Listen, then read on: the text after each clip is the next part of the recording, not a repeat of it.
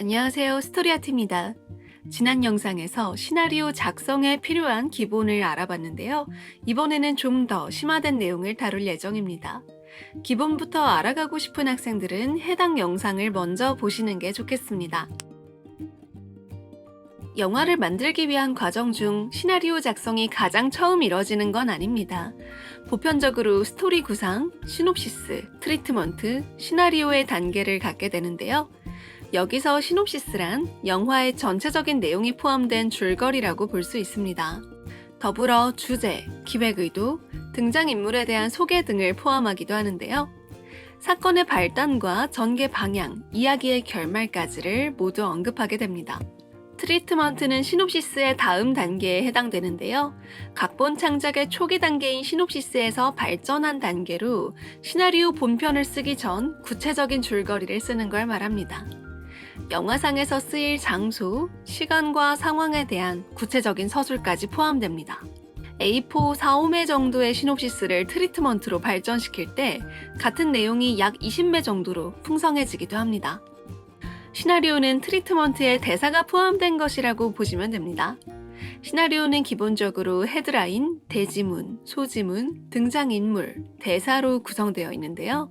공간과 시간대의 변화를 기준으로 씬을 나누며 영화상에서 표현될 촬영, 편집, 음향에 관한 용어를 포함하기도 합니다. 시나리오에서 자주 쓰이는 연출 용어들을 선정해봤습니다.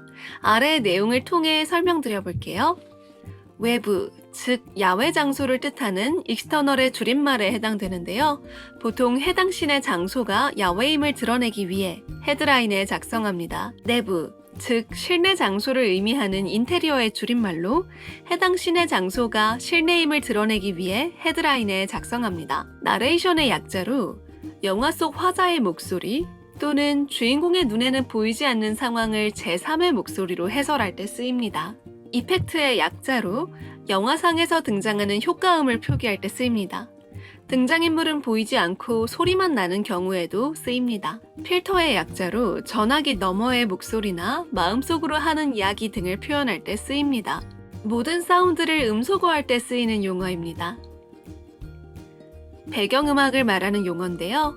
특정 곡을 삽입하겠다는 구체적인 선정도 가능하지만 영화의 분위기를 잡아주기 위해 어떤 느낌의 음악을 사용할 것인지 표기할 때도 쓰입니다. 같은 씬에서 시간의 경과를 보여줄 때 쓰입니다. 씬 안에 짧은 다른 장면을 추가할 때 쓰이는 용어입니다. 필름 편집의 기술을 말하는 용어로 같은 맥락을 가진 장면이지만 여러 가지 상황을 보여줘야 하는 경우 사용됩니다. 따로 편집된 장면들을 유기적으로 구성하여 한 씬 안에 연출하는 경우가 많습니다. 페이드인의 약자로 암흑이었다가 점점 밝아지는 화면 연출을 뜻합니다. 페이드아웃의 약자로 점점 어두워지며 암흑으로 변하는 화면 연출을 뜻합니다. 오버랩의 약자로 현재 화면이 사라지면서 뒤 화면으로 바뀌는 기법을 의미합니다. 디졸브의 약자로 두 개의 화면이 겹쳐지는 화면 연출을 뜻합니다. 시나리오에 필요한 용어들 소개해봤는데요. 시나리오를 공부하는 분들께 조금이라도 도움이 되시길 바랍니다. 아직은 시나리오를 쓰는 게 많이 어려울 거예요.